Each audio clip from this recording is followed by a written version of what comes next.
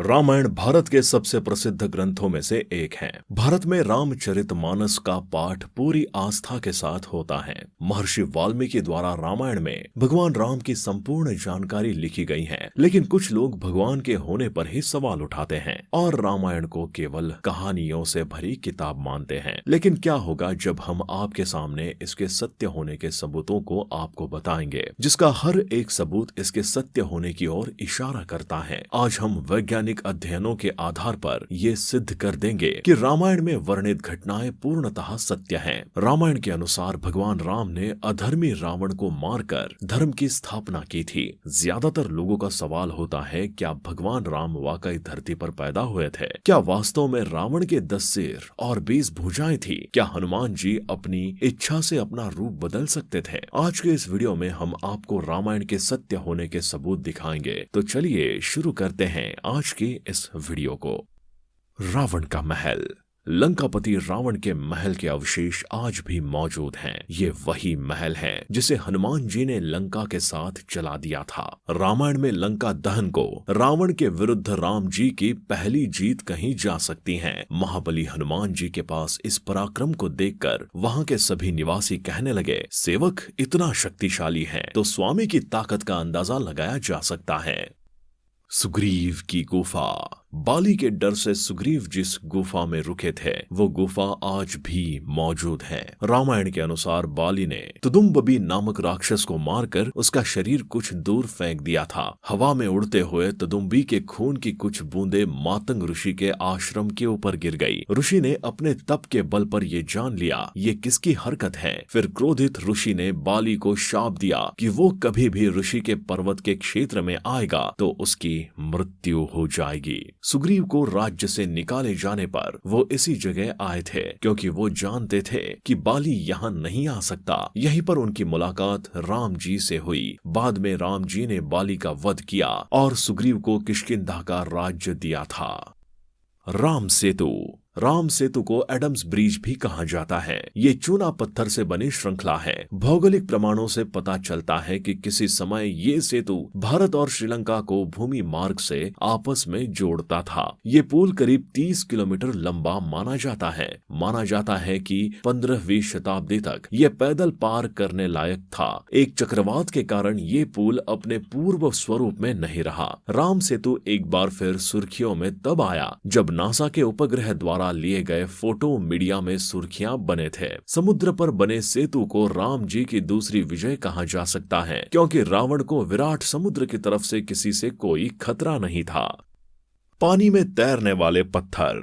राम सेतु पुल के पत्थर पानी पर तैरते थे। सुनामी के बाद रामेश्वरम के उन पत्थरों में से कुछ जमीन पर आ गए थे। शोधकर्ताओं ने जब उन्हें दोबारा पानी में फेंका तो वो तैर रहे थे, जबकि दूसरे पत्थर पानी में डूब जाते थे। नल और नील की उपस्थिति में वानर सेना ने 5 दिन में 30 किलोमीटर लंबा और 3 किलोमीटर चौड़ा पुल तैयार किया था। रामेश्वरम में आई सुनामी के दौरान ये पत्थर दिखाई दिए थे। आज भी कई साधु संतों के पास इस तरह के पत्थर हैं। रामायण कालीन हवाई अड्डे। श्रीलंका की रामायण अनुसंधान टीम ने रावण के रामायण काल के 4 हवाई अड्डे खोजने का दावा किया है। पिछले 9 वर्षों से ये कमेटी श्रीलंका के कोने कोने की छानबीन कर रही थी। यहाँ उन्हें कई जानकारी और अवशेष मिले, परंतु पिछले 4 सालों में लंका के दुर्गम स्थानों की खोज के दौरान रावण के 4 हवाई अड्डे हाथ लगे। कमेटी के अध्यक्ष अशोक केंट का कहना है, रामायण की लंका वास्तव में श्रीलंका ही है। यहाँ उसानगोडा, गुरुलोपोथा, तोतु पोलाकंदा और वरियापोला नामक 4 हवाई अड्डे मिले हैं। अशोक वाटिका। अशोक वाटिका आज भी लंका में स्थित है, जहां रावण ने सीता माता को हरण करने पश्चात कैद कर रखा था। ऐसा माना जाता है कि एलिया पर्वत की एक गुफा में सीता माता को रखा गया था, जिसे सीता एलिया नाम से जाना जाता है। यहाँ सीता माता का एक मंदिर भी है, जिसे विरांग टोक कहते हैं, जो वही यांगना से 10 किलोमीटर दूर है। यहीं पर सीता जी का अपहरण कर पुष्पक विमान को उतारा था। जहाँ सीता माता को ले जाया गया, उस जगह का नाम गुरुल पोटा है, जिसे अब सीतोकोटुआ के नाम से भी जाना जाता है। संजीवनी बूटी पहाड़। आप सभी संजीवनी बूटी के बारे में तो जानते ही होंगे। जब लक्ष्मण जी को शक्ति बाण लगा था तो इसी बूटी से उनके प्राण वापस आए थे। आपको जानकर हैरानी होगी, आज भी इस जगह ये पर्वत मौजूद है। रामायण में संजीवनी बूटी से लक्ष्मण के प्राण वापस लाने और हनुमान जी द्वारा पहाड़ लाने के बारे में सभी जानते हैं। वेद सुषीण ने संजीवनी को चमकीली और विचित्र गंध वाली बूटी बताया है। संजीवनी पर्वत आज भी श्रीलंका में मौजूद है। बाद में हनुमान जी ने इस पहाड़ के टुकड़े कर इसे श्रीलंका में फेंक दिया था। जहां जहां इस पहाड़ के टुकड़े गिरे वहां के पेड़ पौधे और जड़ी बूटी बाकी जगहों से अलग होती हैं। रामलिंगम। रावण को मारने के बाद भगवान राम को पश्चाताप करना था, क्योंकि उन्होंने एक ब्राह्मण को मारा था। इसके लिए उन्होंने शिव की आराधना भी की थी। भगवान शिव ने उन्हें 4 शिवलिंग बनाने को कहा। एक रेत का शिवलिंग सीता माता ने बनाया, 2 शिवलिंग हनुमान जी कैलाश से लेकर आए थे और एक शिवलिंग भगवान राम ने स्वयं अपने हाथों से बनाया था, जो आज भी इसी मंदिर में स्थित है। इसलिए इस जगह को रामलिंगम कहते हैं। सीता टियर तालाब। जो रावण धोखे से सीता माता का अपहरण करके उन्हें लंका ले आया था, तब रावण का जहां पुष्पक विमान रुका, उस स्थान पर सीता जी के आंसू गिरे और वहां एक कुंड बन गया। आज इसे सीता टियर तालाब कहा जाता है। इसके आसपास पानी का कोई स्रोत नहीं है, फिर भी यहाँ का पानी किसी भी मौसम में नहीं सूखता। हनुमान गढ़ी।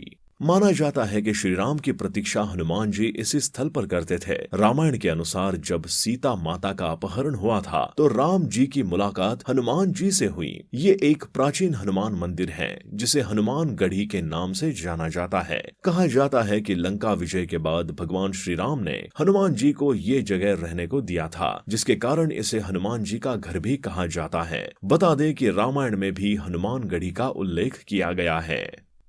द्रोणागिरी पर्वत। रामायण की कथा में उल्लेख किया गया है कि लक्ष्मण और मेघनाथ के युद्ध में मेघनाथ के बाण से लक्ष्मण मूर्छित हो गए थे। तब राज वैद्य सुरोन के उपाय के अनुसार द्रोणागिरी पर्वत से संजीवनी बूटी लाना था। तब हनुमान जी संजीवनी लेने द्रोणागिरी पर्वत गए थे। उन्हें संजीवनी की पहचान नहीं थी, तो उन्होंने पूरा पर्वत ले जाने का निर्णय लिया, जिसमें से संजीवनी बूटी निकालकर लक्ष्मण के प्राण की रक्षा की गई। लक्ष्मण जी के ठीक होने के बाद हनुमान जी ने द्रोणागिरी पर्वत उसी स्थान पर रख दिया। ये पर्वत आज भी श्रीलंका में मौजूद है और जब वैज्ञानिकों ने इस पर्वत पर रिसर्च की तो पता चला कि इस पर्वत पर वही जड़ी बूटियां मौजूद है जो सिर्फ हिमालय पर्वत पर ही पाई जाती हैं।